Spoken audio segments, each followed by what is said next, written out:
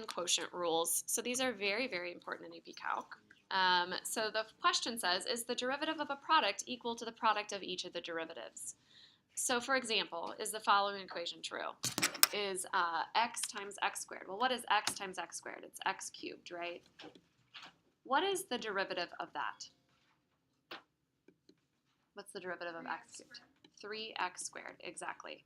If I just take the derivative of x, I get 1. If I take the derivative of x squared, I get 2x. Is this equal to 2x? No. So you can't just take the derivative of each thing.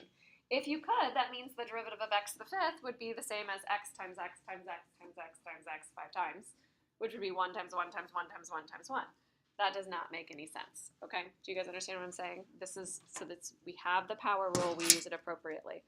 So basically, if you have something that looks like x squared times x plus 3, we can't just take the derivative of x squared and then take the derivative of x plus 3 and just multiply them together. Okay, right now what we would do is we would multiply it in, right, distribute, and then take the derivative. All right, so we do have something called the product rule, which we will be using all the time. So it says that the derivative of two functions multiplied together is going to be the first times the derivative of the second plus the derivative of the first times the second. So basically you're going to take the derivative of one of them and multiply by the non-derivative, the original, for the other two. So you do both of them, and then you add those together, okay? It doesn't matter what order I say this. I will often say derivative of the first times the second plus derivative of the second times the first, or I'll say it the other way. Okay, there's a plus in between it. It doesn't matter. The next one, a little bit more complicated. Here's what the next one looks like. So it looks like g of x times f prime of x minus f of x times g prime of x all over g of x squared. Do you want to memorize that? No. It's actually kind of hard for calculus students to memorize it because they get confused on which one comes first. Is it gf prime or is it fg prime? And so a lot of people will make mistakes from that. So there is a handy-dandy little saying for that. I hear one teacher yodels this. I don't yodel. I'm sorry that I'm not very interesting and I don't yodel this for you. Apparently the Brebeuf teacher does. I will not. Yeah. So the saying is low d high minus high d low all over the square of what's below. Okay, so low d high minus high d low all over the square of what's below. And when I say d high and d low, those go together. So like it's not low d, like derivative of the low. It's low and then d high minus high d low. So here's what we're doing. So when I say low, I'm talking about g of x. So low d high minus high d low all over the square of what's below. Did you guys get it? Can you memorize that? Should we all say it together? Yeah. We're going to have 10 voice marks. The more times you say it, the more you will memorize it, and that's how I still do Quotient Rule today. All right, so you guys are all saying it. Good. Are you guys making songs to it? That's beautiful. All right, here we go. So find the derivatives of the following functions. Shh, guys. All right, do I need the product rule in this? No, I don't need the product rule. You guys could FOIL this out, right? FOIL it out, take the derivative. It's actually easier to do that way than using the product rule, okay? But we're going to go out and practice this product rule. So when I take the derivative, I'm going to do first times the derivative of the second. So what's the derivative of 4x to the fifth minus 10? 20x to the fourth plus 0, right? 0 there. Plus derivative of the first, so derivative of 3x minus 2 is 3. And then the second normal is 4x to the fifth minus 10, like that. So we multiply it out. We have 60x to the fifth minus 40x to the fourth plus 12x to the fifth minus 30. 4x fourth to 4x? 40x to the fourth. So I get 60x to the fifth. No, wait, I'm going to combine 72x to the fifth. 10, 30, 20. Context clues, guys. You guys can do the math. Remember we talked about being active note takers? and doing the problem along with me. Remember that whole 4 x to the conversation. 5th minus 10 or 4x. Guys, just do the multiplication. Oh my gosh. Minus 30. You guys are always like so much easier, I think, than 4th period. And you guys are just, you're just going to question me today, aren't you? You're just going to keep asking me questions. All right. That's what we get. So do we all get that? Oh, that's the answer. That's your answer. Simplify it as much as possible. So could you do this another way? Sure. Your other way is to go ahead and FOIL out the beginning. So if we FOIL out first, then I'd have 12x to the 6th minus 30x minus 8x to the 5th plus 20. We'd have that, right? And then we take the derivative. So when we take the derivative, we get 72x to the 6th. 5th, dang it. Cyro got me. 5th. Minus 40x to the 4th. I'm skipping around. I did this one next. And then minus 30, right? So I'd get exactly the same thing. Do you guys see that they're exactly the same? Which way was easier? The second way, right? It was easier to FOIL first. So the product rule, really not used that much for like polynomials. I wouldn't do it when I have a polynomial times a polynomial. I would probably just go ahead and multiply and then do the derivative. Okay, so like on the next one, it would probably, I know you don't want to do it, but it's probably easier if you multiply it out first and then take the derivative. Okay, so we'll practice our product rule though. So if I do the product rule, my product rule is going to be first, so I have 3x to the 4th minus 6x squared plus 7 times the derivative of the second part. So that's going to be 9x squared plus derivative of the first. So I'm going to have 12x cubed minus 12x times the second one normal, 3x cubed plus 1. Oh, I almost bit it. It's a little sloppy. Can you guys read it? Do you see why it's easier just to go ahead and FOIL out to begin with? Because you usually have to do it anyway, right? And then you have lots of things. So when we do this, we're going to have 27x to the 6th minus 54x to the 4th plus 63x squared.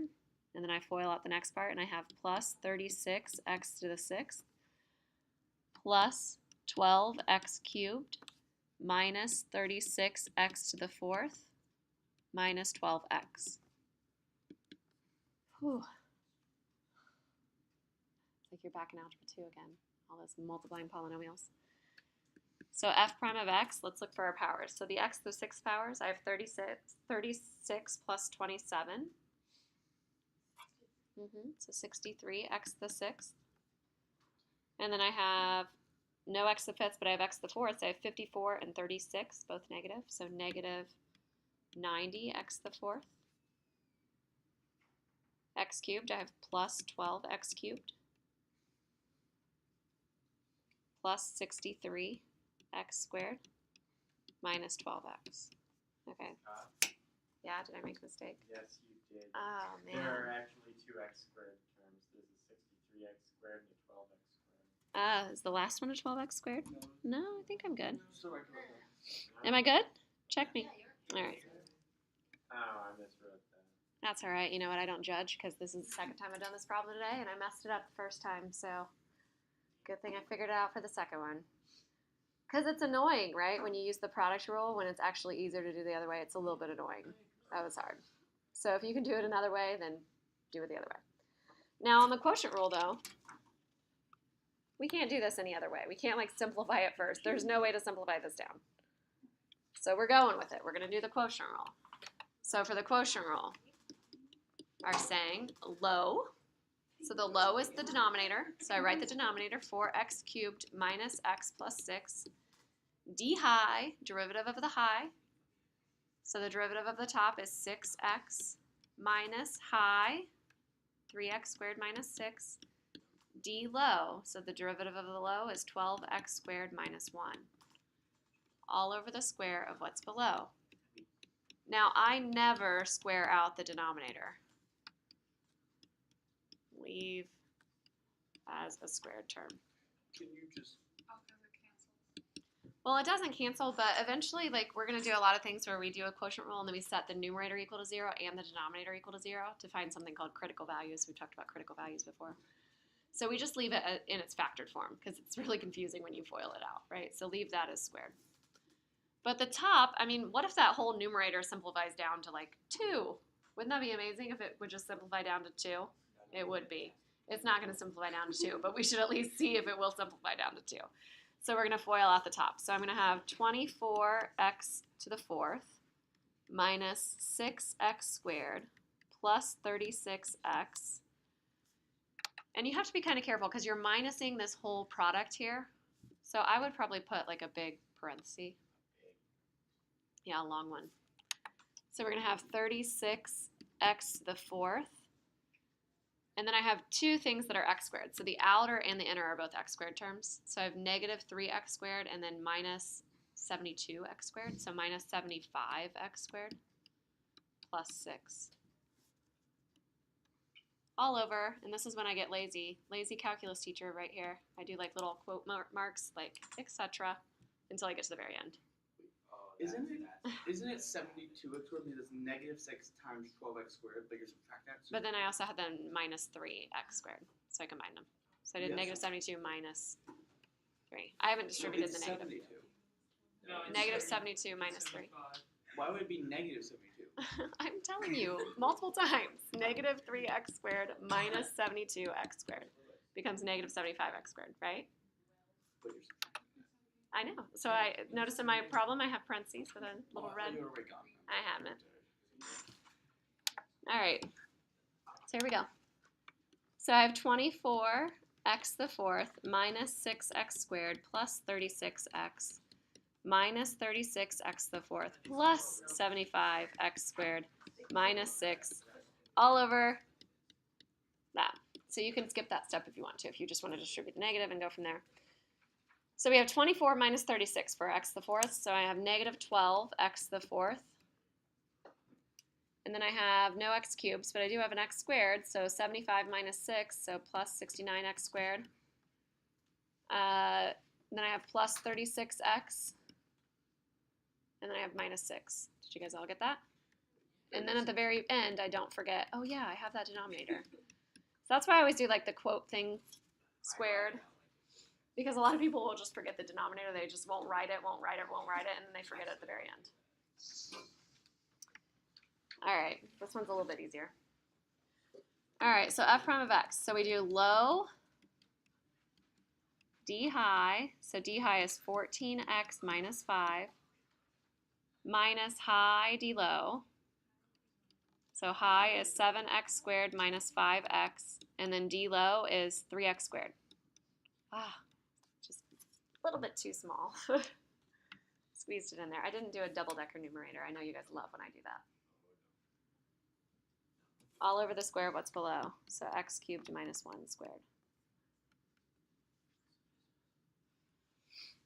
All right, and then you can simplify. So I can simplify. You guys can just kind of pay attention if you want. And then I know it gets to be a lot writing all these down.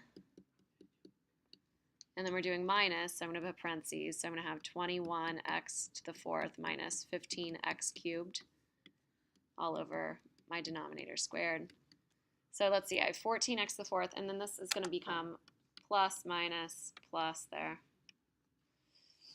So what do I have? So 14 minus 21, so negative 7x to the 4th plus 10x cubed minus 14x plus 5. So that's our numerator all over x cubed minus 1 squared. So write that down. Why do you square it now? That's the square of what's below, right? Mm-hmm. And you can just leave it like that in your answer. Yeah, that's your answer. Quotient. Yeah, not quotient rule.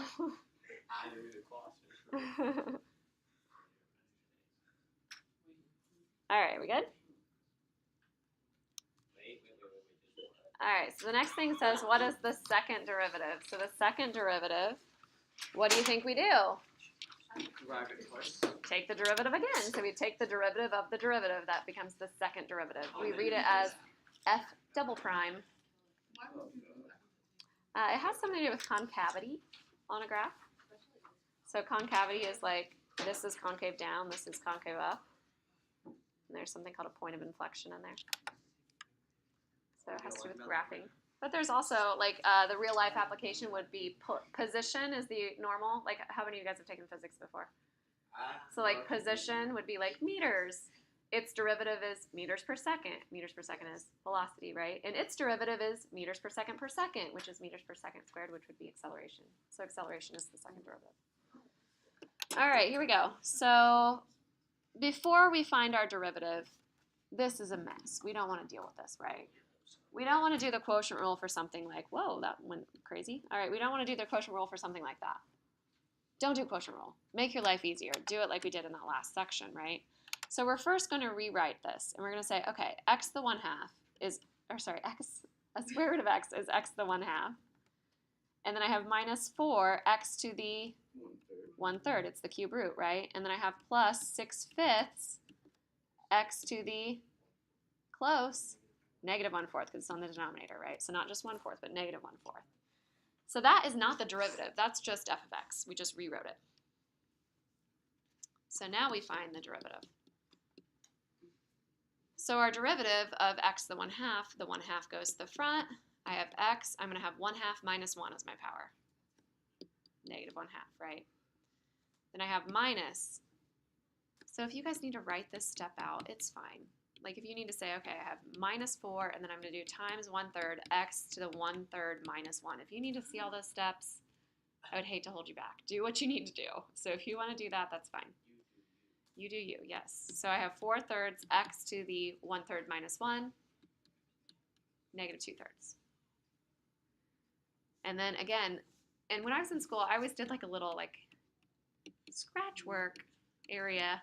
If you need to do that, that's fine. So in my scratch work area, maybe I can't multiply 6/5 times negative 1/4 in my head. Right? I understand if you guys can't do that. So you get negative 6/20, but that actually reduces down. It reduces to negative 3/10, right? You could cancel, cancel, and so on. So I get negative 3/10, and then x to the negative 5/4. Did you guys get that? So the second derivative, as I said, f double prime is how we read it. Not f prime, f double prime. F double prime of x. So now I'm going to have this negative 1/2 times 1/2. So I get negative 1/4. X to what power? Negative 3/2. Right, subtract. Negative 1/2 minus 2/2. All right, and then I have, what's the next one? So I get positive 8/9, right? X to the negative 5/3, good. And then I get positive 15/40. Oh, 15/40, does that reduce? So I go to my scratch work area, 15/40. It goes away. 3/8. It does not go away because it's attached to that x. So x to the negative 9/4. That's your answer. How'd you get the negative 9/4? I did negative 5/4 minus 4/4. And then for the middle one, you just did minus. I did negative 2/3 minus 3/3. Yep. So you would know. Oh, fractions. You just thought they'd go away eventually. They never do they? So you notated it f prime of x. F double prime is how we read it. Yep. Yeah, so you put 2 primes in. All right, so sine and cosine. All right, if I'm taking the derivative of sine, it ends up being cosine. That's nice, isn't it? What do you think the derivative of cosine is? It's not. It's negative sine. I tricked you. I know. So it's negative sine. I know. They just make it difficult on you, don't they? Isn't that so mean? That's ridiculous. So the thing is to always remember that a derivative on the graph is the slope of the graph, right? So I have these beautiful pictures of sine and cosine. And at these high points and low points, what is the slope of the tangent line at those points? If I drew a tangent line in, what's the slope? It's 0, right? So if I'm graphing the slope as a number, like the slope as a number there is 0. Do you guys agree? So if I graph that number, it's here. It's on the axis, 0, 0, 0. Now let's think about the slope as a number between here and here. Would the slope as a number, would it always be positive or negative? Positive, it's going up, right? Right here in the middle, the slope is actually at 1. And you can kind of see it. It looks like the line y equals x. If you kind of zoom in, zoom in, zoom in, you can kind of see it looks like y equals x. So our slope as a number would be right here at 1. Are these other ones less steep or more steep than right there? They're less steep. See how it's kind of tapering off so you can get that slope of 0? It's less steep on each side. So it's going to be like that.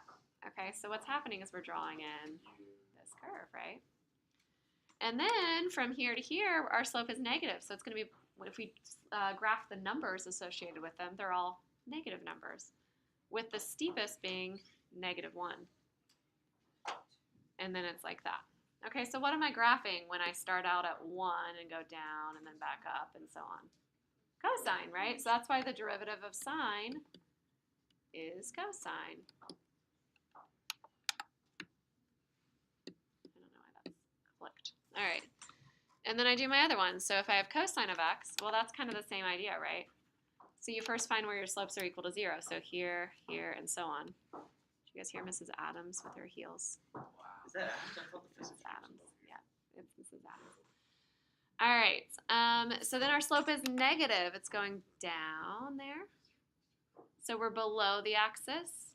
And then our slope is positive, so we're above the axis. So what am I graphing when I start down here and then go back up like that? Negative sign, right? So that's why this one has a slope. Ah. Every time I try to, okay, I don't know what just happened there, but that was pretty cool. All right, so that's why the slope is negative sign. The other, I guess my prime went off on this one, so put a little prime there. All right. So this is where the product rule really comes into play, because we said we didn't really need it for the other ones. You could FOIL it out or whatever, distribute, double distributed property if you call it that. This is when you need it, because we have a function times another function, right? This is 2 functions multiplied.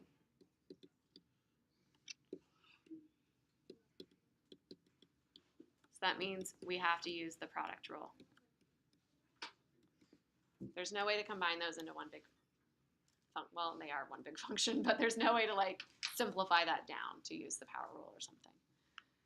Okay, so I'm going to do y prime equals derivative, or I'll do x cubed, so first times derivative of the second. Derivative of sine is cosine.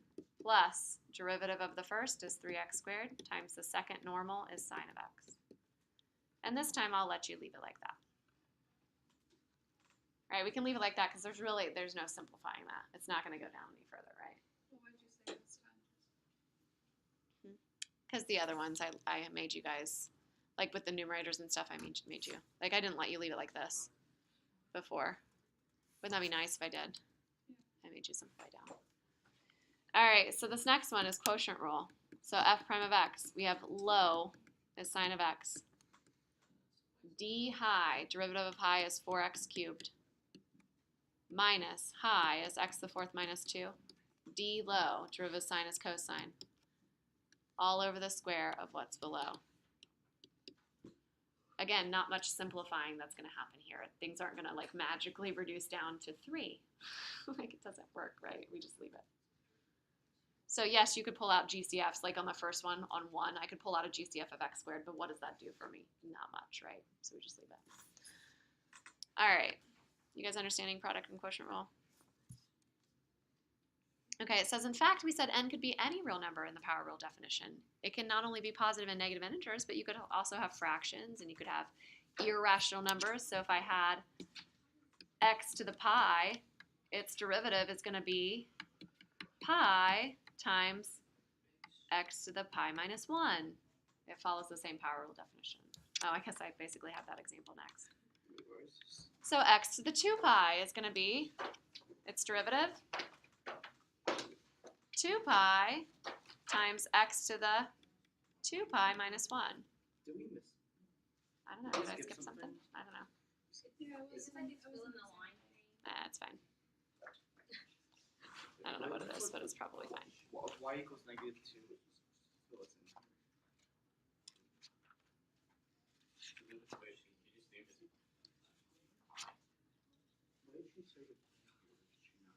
It says, in the last section, we said that the derivative of negative powers could also be used with the power rule. So the derivative of y equals x to the negative 2 is negative 2x to the negative 3. You guys knew that. I didn't need to write that. And it says, verify this result with the quotient rule. So you could do, like, if you had 1 over x squared, you can do the quotient rule. So you can say low d high minus high d low. So low d high minus high d low all over the square of what's below. So x squared squared is x to the 4th. But it ends up giving you negative 2 over x cubed. Isn't that the same as negative 2x to the negative 3? So you can do all that. All right, so number 2, we're going to first rewrite. So we have x to what power? So don't do the quotient rule if you don't have to do the quotient rule. So our power rule tells us it's negative 2/5, x to the negative 7/5, exactly. And then this one, this is the classic example of people overthinking the AP Calc Chapter 2 test. I put questions like this on the Chapter 2 test all of the time. Wink, wink. This is when you star things and say, she said something about the test here. See, Will's doing it. I can tell he is. She said something about the test here. Right? This is a single term. When it's one term on the bottom, you can bring that one term into both pieces and reduce it down. So if you have 2 over the square root of t, right, 2 over t to the 1/2, it's going to be 2t to the negative 1/2.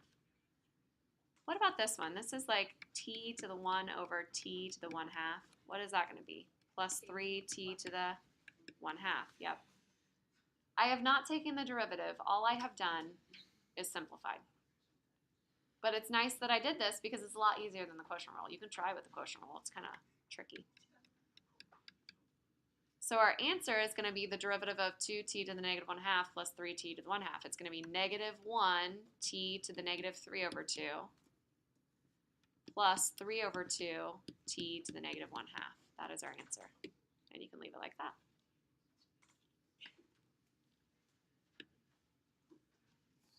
All right, how about tangent of x? Ah, it is sine of x over cosine. So I haven't actually told you what the derivative of tangent is, but you could get it because you can do sine over cosine. So same with secant, cosecant, all of those too. So I do my quotient rule.